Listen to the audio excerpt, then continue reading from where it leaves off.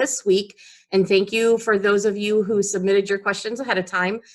From time to time, we know things pop up that need a deeper look, and we may need time to confer with our OEC counterparts before we give a final answer. So we appreciate you getting those to us ahead of time. So we are going to go ahead and click through and start answering some of the questions at any time. If you need further clarification on something, just chime in and we'll stop and pause and take those as we go.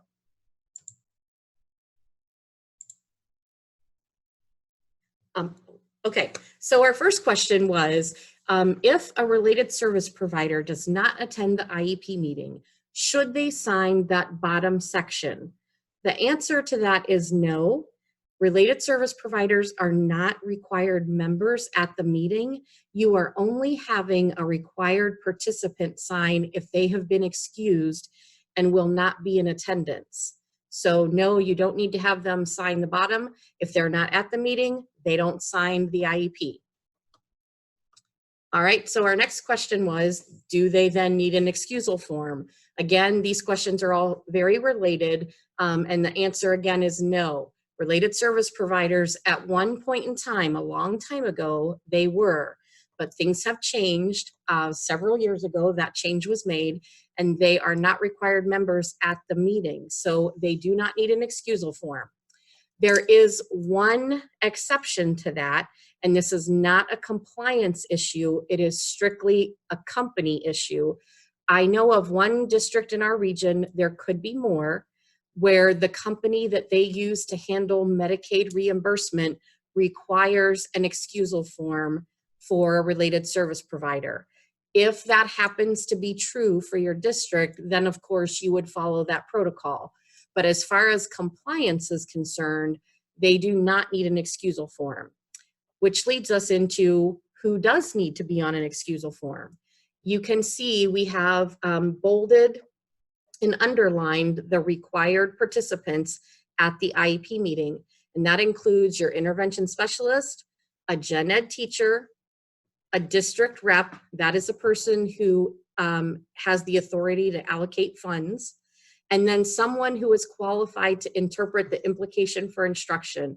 That is likely going to be one of those 4 people or 3 people that we just mentioned. So, you know, you don't have to have necessarily a psych or anything like that. That becomes much more critical during an ETR meeting. Obviously, someone has to be able to interpret the assessment results for a parent. Before we go on, sorry to interrupt, but we don't have the chat box up on our screen, but we have someone here who does. And the question was, can you provide the name of the Medicaid reimbursement group that requires that? I apologize off the top of my head. I don't recall the company's name, but I'm sure that John would not mind if I shared. That is out at Southeast Local Schools in Portage County. They are the only ones that I know of off the top of my head who do require that. And I will check with John, get the name of the company, and we will include that and, you know, share that back with those of you who are participating. And just as a reminder, we are recording these sessions and they will be available for you to go back and review on our website. Okay, so the next question is, do related service providers then have to send their goals or their portion home prior to the meeting? Well, the answer to that is everyone has to send everything home prior to the meeting, because you have to send a draft IEP home and give the parent ample time to look at it prior to the meeting. So yes, but they don't have to do anything special. Now, I will say, if there is something that could be confusing for a parent, or there may be questions around, it is always good practice to have a related service provider who may not be attending the meeting call the parent or email or whatever they normally use for communication, and make sure that everything is understandable to the parent. But we kind of go back to what we always say. You should be ensuring that IEPs are worded and crafted in such a way that they are parent friendly and that everything that is going to be included is going to be easily understood by the parent.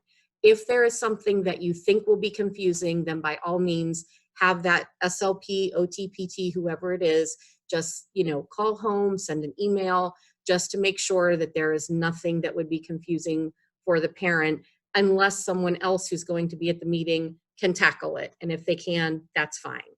And I'll just jump in here, even though it's not a required person, if you have best practice, policy would be, if you have a contentious parent and you want to make sure, if the PTOT is not going to be there at speech, then I'd be making sure that they contacted the parent prior. Absolutely. And again, you are not wrong. Right. If you use an excusal, just know that it is not required. Okay. If someone is on the invitation, does that mean that they have to attend or be excused? No. And again, this goes back to everything that we've just talked about. The only people who have to be excused if they're not in attendance are those required participants, which really comes down to the intervention specialist, that gen ed teacher, a district rep, and then someone who is qualified to interpret, again, the implication for instructions, which at an IEP meeting, if everything is written in parent-friendly language, any one of those other three folks should be able to do that. So you may be inviting Cousin Bob to an IEP meeting because the parent has shared that Cousin Bob always attends, that is someone who brings comfort to them. They like having him alongside for any kind of formal meeting, and you know that ahead of time, and you may list him on the invitation. That doesn't mean that he is mandated to attend, and it also doesn't mean that he needs to be excused if he can't. So yes, you do not have to excuse folks unless they're one of the required participants. Okay, going on, I don't see any questions there. When a record review for an ETR is completed, do you have to have a formal meeting? Well, we would want you to have some sort of meeting, a formal meeting, but you do not have to have it formal. You could have like a phone conference.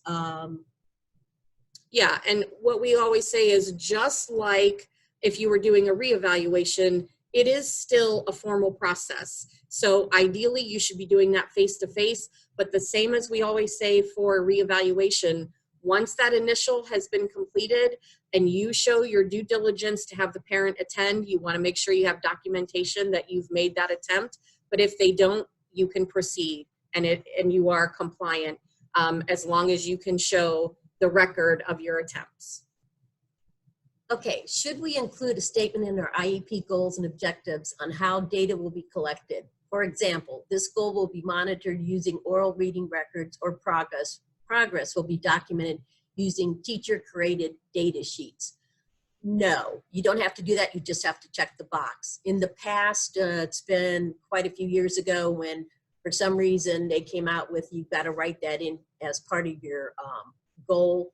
You no longer have to do that. You just check the box. Okay, do progress reports have to go home the same exact day as report cards, or can it be a few days after or before? It can be a few days after or before. It just has to be around the same time. Doesn't have to be on the exact day. And as often. And you do have to do it as often as the district does it. So if they send interims, you do interim progress reports. Can a student on a 504 be serviced in a resource room for core academic subject? No.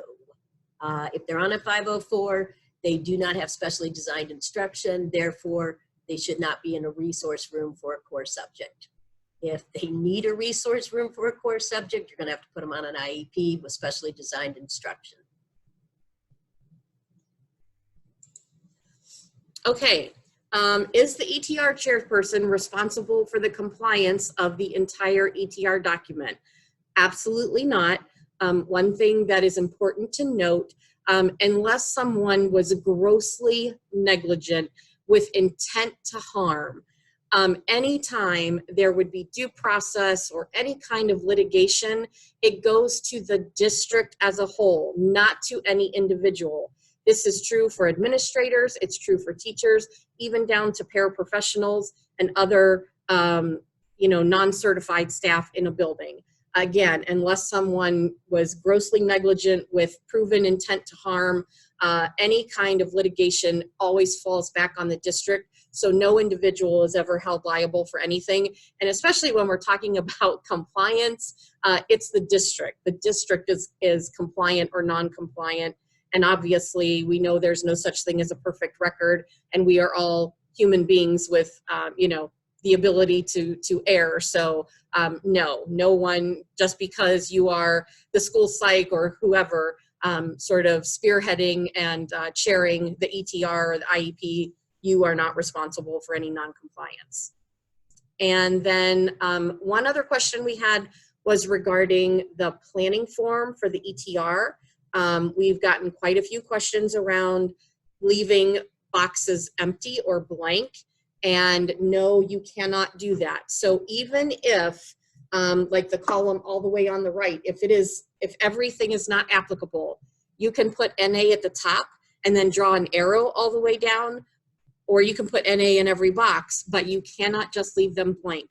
And the reason for that is if there's a blank box, what it looks like is that you have failed to address or you've omitted something, as opposed to determining that it was not applicable. That's why you always want to put an A on there, because otherwise it looks like you simply failed to consider it. Okay, so any questions about any of these that we have tackled? I am going to make sure that everyone is unmuted. Okay, so everyone is unmuted now. So if you have any questions around anything that we discussed, now is your chance to chime in.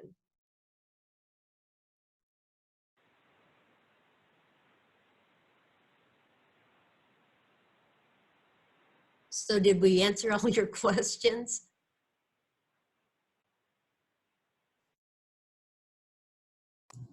I think this makes sense for me. Just so Great. you guys have feedback. Okay, thanks. Thank you. Okay, well, we hope that was helpful. We know that it's the beginning of the year, and we know that there will be a lot more questions that continue to pop up as we go along.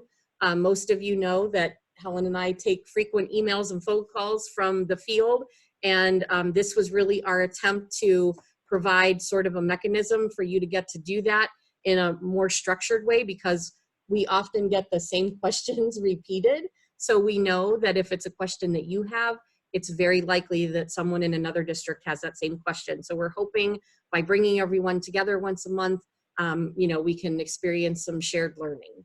Yeah, and that also gives you the chance to possibly dialogue over something that's happening, possibly that everybody has a question about, and maybe how you're handling it in your district will help someone in another district.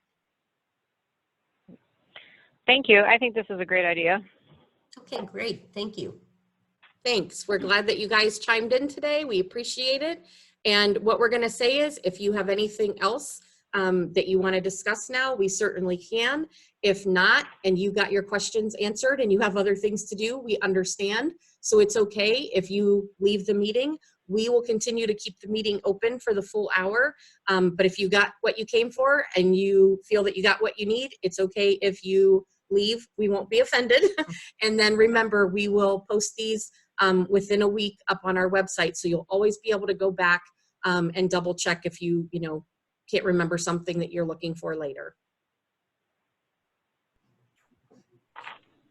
I have a question in regards, and I'm not sure if you guys will be able to answer or not. It is preschool based for the LRE section.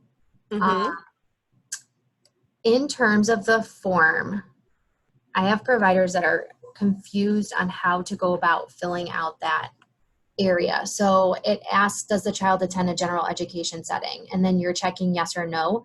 And then are you then just doing either the yes section or either the no section? Because the way the form comes off is very confusing. Yes, we just had conversation around this yesterday. Give us just 1 second. We actually have a binder with all of our info that we share during our IEP training. I'm not sure if you are coming, but on October 1st, we are doing a combined preschool and school age deep dive for IEP, and we are going to be looking specifically at that LRE section. Okay. Yes, so I am coming. Oh, great. Okay, so because we don't, that does kind of get pretty in depth, because, and again, we don't want to veer too much for everyone else so that they're confused. But what we do want to say is this. You know that there were some changes to the way that looked this year. And with the changes regarding what constitutes a gen ed setting for licensing, that is different than what constitutes a preschool gen ed setting for reporting to the state. So there's a level of complexity there that we understand. And I'm sure you know as well that right now, the new operating standards have not come out. Once they do, we hope there's going to be some greater clarification around this. But that is one of those issues right now that everybody is kind of tackling. What we are looking at right now is obviously for LRE, you know, although of the kind of general things, but based on what you select as your answer, then that determines on that first page for preschool, what questions you need to answer. So if you were saying, you know, yes or no, then you're going to get a different prompt coming up next. And again, you have to determine what type of classroom it is. So again, I don't want to answer incorrectly, so we'll make sure that we tackle this again during our deep dive, but it goes back to who holds the license. So is the teacher an intervention specialist or a general education teacher? Okay. So if it is an intervention specialist, then that means by default, it is a preschool special education setting. Now, again, there's a lot of confusion around that because for licensing purposes, a 50-50 classroom taught by an intervention specialist still constitutes a gen ed setting. But in terms of what you put on the IEP, it no longer does. Does that make sense? Well, if my teacher is an intervention specialist, then for the does the child attend a general education setting, they're marking no because they're an intervention specialist, not a gen ed teacher?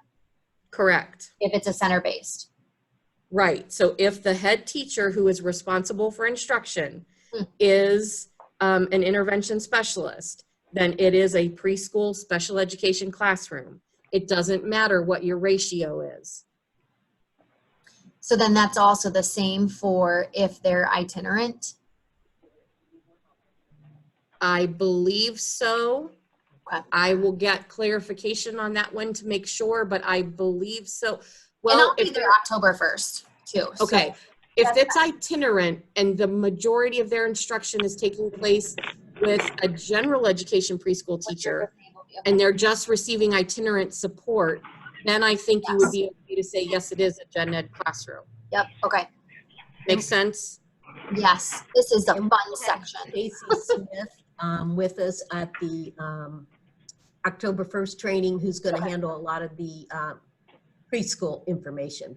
Then that's fine. As long as it's addressed there, it'll be great. Okay. But what we just talked through, Yep. yeah, I'm 99% sure that that's correct. Okay. That, as of today, again, because that may change a little bit with the new operating standards, but that's the guidance that we have from ODE right now. It is you are going by the license of the teacher who is the primary person responsible for instruction. If you're talking itinerant and the primary person is a gen ed teacher and they're just getting support from an itinerant teacher, then I would say you'd be safe in saying, yes, it's a gen ed setting. Okay. Perfect. Thank you. You're welcome.